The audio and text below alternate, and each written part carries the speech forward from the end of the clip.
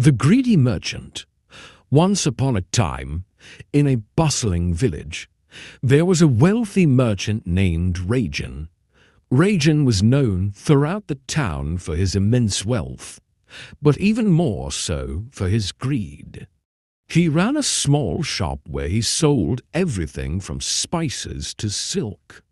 And though his shelves were always full, he was never satisfied. No matter how much profit he made, he always wanted more. One day, a poor farmer named Mohan walked into Rajan's shop. Mohan's clothes were simple and worn, and his hands were rough from years of hard work in the fields. Mohan had managed to harvest a few sacks of rice after a long, hard season, and he wanted to sell them to buy food and other essentials for his family. "Good day, sir," Mohan greeted, placing his hat in his hands respectfully. "I've brought some rice to sell. Would you be interested in buying it?" Rajan looked at Mohan, then at the sacks of rice. They were full, and the grains looked of good quality. He realized that there was a great profit to be made if he bought the rice cheaply from Mohan and sold it at a higher price to his wealthy customers. But Rajan, being greedy, thought he could trick the poor farmer into selling it for less than it was worth. "Well," Rajan said, rubbing his chin as though he was thinking hard, "rice isn't selling very well these days. But I can take it off your hands for a fair price." Mohan's face lit up. "Thank you, sir. How much would you offer?" Rajan glanced at the sacks again, pretending to be deep in thought.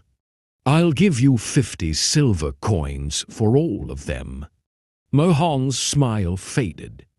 He knew his rice was worth much more than that. "But, sir, this is high-quality rice.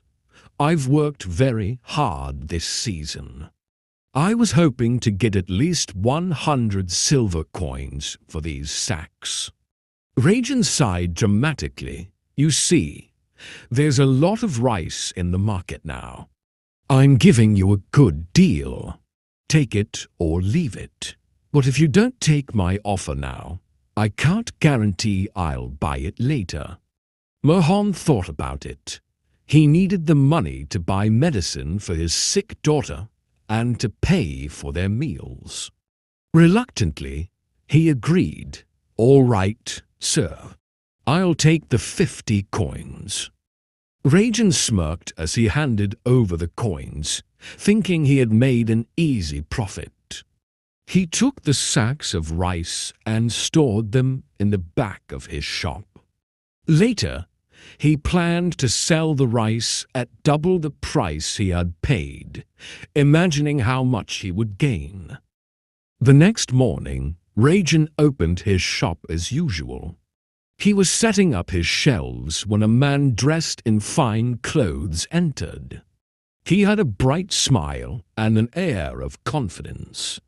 "Good day, my friend," the man said. "I hear you have some excellent rice. I'm a trader from a neighboring town, and I'm willing to buy all the rice you have for a good price." Rajan's eyes gleamed. "You heard correctly. I have some of the finest rice in the region. How much would you be willing to pay?" The trader took a quick look at the sacks and said, "I'll give you 200 silver coins for the lot." Rajan could hardly contain his excitement. He had paid only 50 coins for the rice, and now he would make a huge profit. 200 coins, you say? That sounds fair, but I'm sure the quality of my rice is worth even more.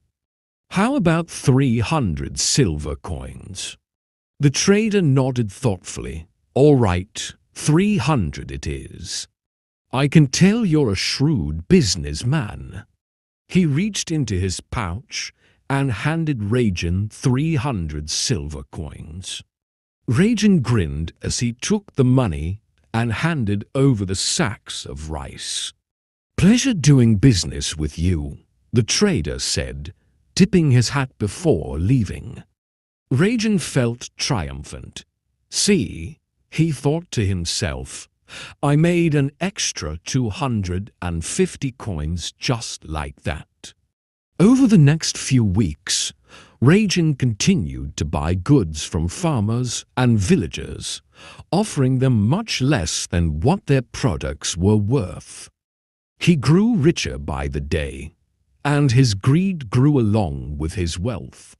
He thought of himself as the smartest man in the village, believing no one could outsmart him. Then, one day, something unusual happened. News spread across the village that a severe drought was approaching.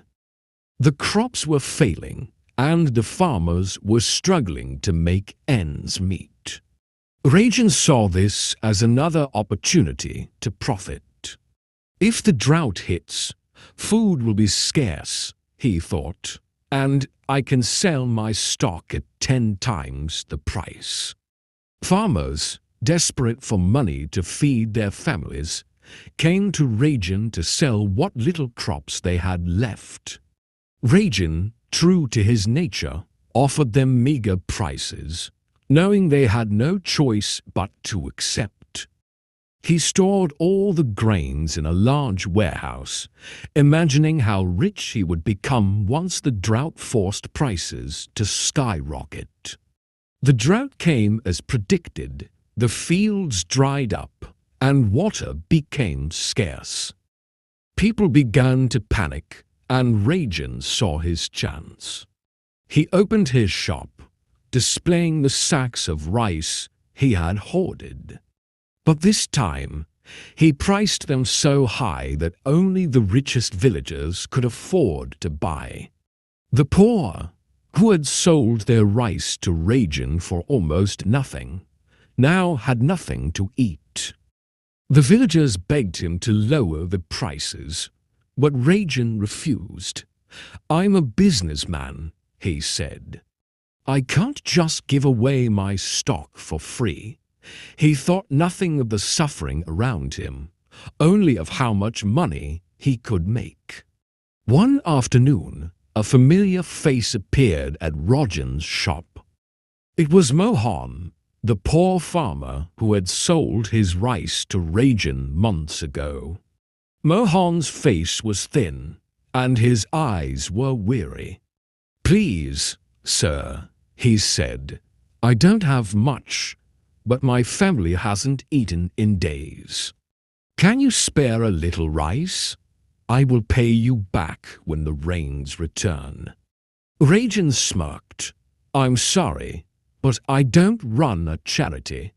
If you want rice, you'll have to pay like everyone else." Mohan's eyes filled with tears, and he left the shop, his head bowed. Rajan watched him go, feeling no pity. A few days later, the same trader who had bought the rice from Rajan months ago came back. "I see the drought has been harsh," he said, glancing at the expensive sacks of rice. "I'd like to make another deal with you." Rajan's eyes sparkled. "Of course. I have plenty of rice, but the prices have gone up." The trader nodded. "I'm willing to pay any price," he said. "In fact, I'd like to buy your entire stock." Rajan was overjoyed. He had been worried about the rice spoiling before he could sell it all. "You're a wise man," he said. "I will prepare the paperwork." The trader smiled. "Before we proceed, I'd like to inspect the rice." "You understand, of course," Rajan said, leading him to the warehouse. When Rajan opened the doors, a foul smell filled the air. He rushed in, only to find that the entire stock of rice had been infested with rats. The sacks were torn open, and the grains were rotting. Rajan's heart sank. All his stock, everything he had been hoarding, was ruined. The trader stood there, shaking his head. "Greed is a strange thing," he said softly. "It blinds us to what's truly important." "But how?" Rajan stammered. "I stored everything carefully." The trader looked at him calmly. "Rice is meant to be shared, not hoarded. When you take more than you need, nature has a way of balancing things out." "I've seen it happen before." Rajan collapsed to his knees, clutching his head in despair. All the money he had invested, all the profit he had dreamt of, was gone in an instant. He realized that his greed had led him to lose everything. The lesson learned: from that day on, Rajan's shop was empty. His reputation as a shrewd merchant had turned into that of a miser who lost everything because of his own actions. The villagers who had once respected his business skills now pitied him. He learned, too late, that his greed had not only brought him wealth, but also taken away the trust and goodwill of the people. Mohan, the farmer, continued to work hard, but he shared whatever little he had with those around him. When the rains finally returned, Mohan's farm flourished, and he was able to feed his family and help his neighbors.